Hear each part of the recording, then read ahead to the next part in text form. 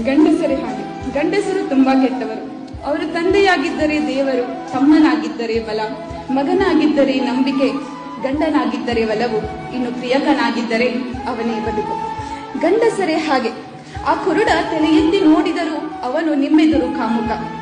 ಸಹಾಯಕ್ಕೆ ಮುಂದಾದರೆ ಚಪಲ ಬುದ್ಧಿಯವನು, ಇಲ್ಲವೇ ಅವನು ರಸಿಕ. ಇನ್ನು ಸ್ವಲ್ಪ ಕಪ್ಪಾಗಿ ಕಂಡರಂತೂ ಅವನು ದೇಶದ್ರೋಹಿಯೇ ನಿಮಗೆ. ಹೌದು, ಸ್ವಲ್ಪ ಗಂಡಸರೇ ಹಾಗೆ. ಗಂಡಸರೇ ಹಾಗೆ ಅಳದವರು, ಆಳವಾದ ದುಃಖ ಎದೆ ಒಪ್ಪಿಸಿ ಒಳಗಿಟ್ಟುಕೊಂಡವರು.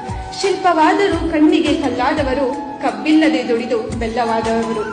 ತಪ್ಪೇನಿಲ್ಲ, ಗಂಡಸರು ಕೆಟ್ಟ ಹಣ್ಣುಗಳೇ, ಆದರೆ ಹಣ್ಣಿನ ಗಿಡವೇ ಕೆಟ್ಟದಲ್ಲ. ಗಂಡಸರೇ ಹಾಗೆ.